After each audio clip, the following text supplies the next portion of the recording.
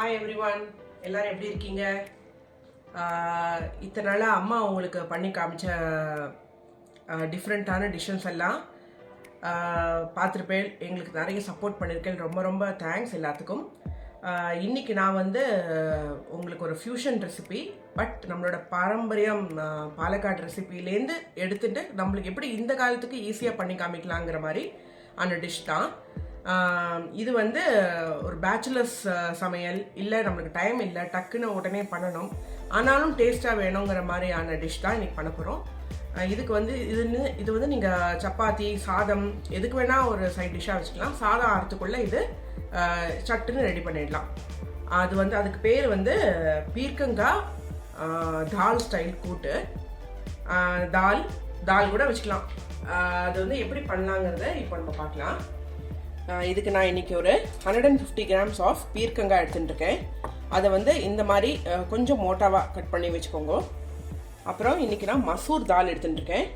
இது வந்து ஒரு 50 grams of masoor dal, 150 grams of பீர்க்கங்காய்க்கு 50 grams ஆஃப் மசூர் தால். அப்புறம் 2 பச்சை மிளகாவை நான் ஸ்லைஸ் பண்ணி வச்சுட்டுருக்கேன் மிடில், கொஞ்சம் கருவேப்பிலை, அப்புறம் ஒரு தக்காளியை நான் 4 பீஸாக போட்டு வச்சுட்டுருக்கேன். இவ்வளோ மோட்டாவாக இருந்தாலும் போதும். அப்புறம் அதுக்கு தேவையான அளவு உப்பு அண்ட் மஞ்சள் பொடி. தாளிச்சு கொட்டுறதை வந்து நான் தாளிச்சு கொட்டும் போது சொல்கிறேன் என்னெல்லாம் பொருள் தேவைன்னு.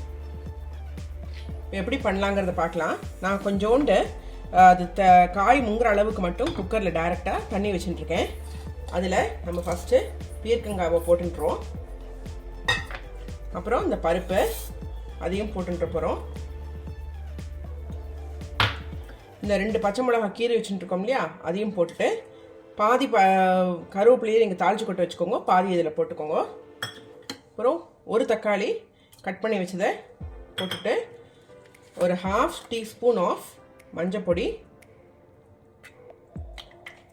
உப்பு போட வேண்டாம்.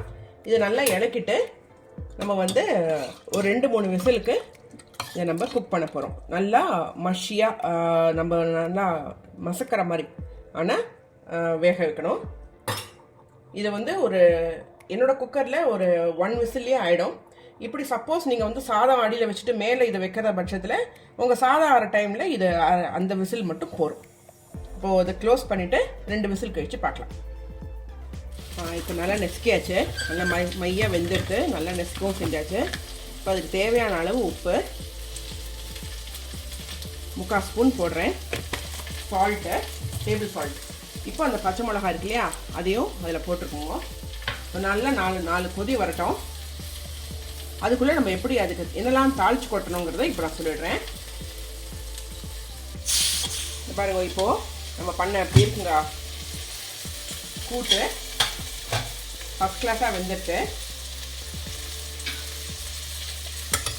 நல்லா வெந்துட்டு. இப்போ நீங்கள் இந்த பச்சை மிளகாவை மட்டும் தனியாக எடுத்து வச்சுட்டு ஒரு நல்ல நெசுக்கிக்கோங்க. இல்லை பச்சை மிளகாவோட காரம்லாம் உள்ளே இறங்கிட்டுனா அப்புறம் கஷ்டம்.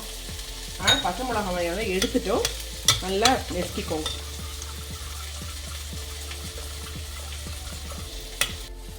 பீர்க்கங்காய் கூட்டுக்கு நம்ம தேங்காய் எண்ணெய் தான் தாளிச்சு கொட்ட போகிறோம். ரிஃபைண்ட் ஆயில் வேண்டாம். சப்போஸ் தேங்காய் எண்ணெய் வாசனை பிடிக்காதவா ரிஃபைண்ட் ஆயில் போட்டுங்க. பட் தேங்காய் எண்ணெய் தான் இதுக்கு வந்து, ஏன்னா நம்ம தேங்காய் எதுவுமே சேர்க்கல இல்லையா, ஸோ இதுவே அதோட டேஸ்ட்டை கொடுத்துரும். நான் இன்றைக்கி தாராளமாக ஒரு 1.5 டீஸ்பூன் 1 டீஸ்பூன் ஆஃப் தேங்காய் எண்ணெய் ஊற்றிருக்கேன். இதில் நம்ம கடுகு, நார்மலாக தாளிச்சு கொட்டுற மாதிரி கடுகு, உளுத்தம்பருப்பு, கொஞ்சோண்டு ஜீரகம்,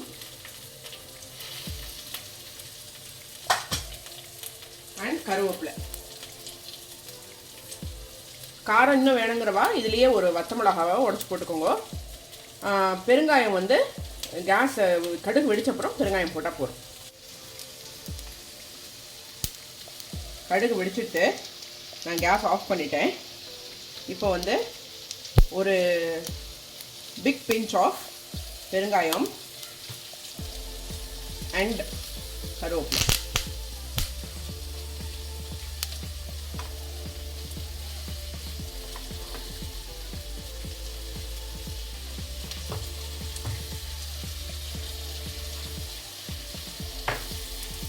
உப்பு கூட சேர்த்தாச்சு. இதில் நம்ம தாளிச்சு கொட்டினதை ஊற்றிட போகிறோம்.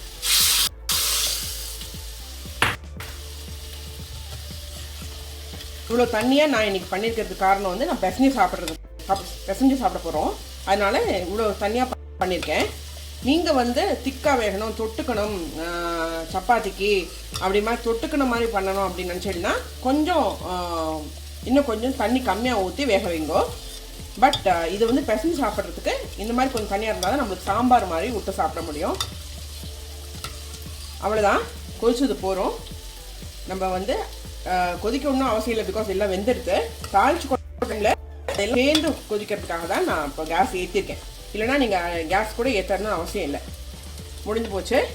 நம்ம இப்போ அணைச்சிட்டு இதுக்கு வந்து மேலாக கொஞ்சோண்டு கொத்தமல்லி அண்ட் கருவேப்பிலை போட்டு நம்ம சர்வ் பண்ணுறதுக்கு ரெடி.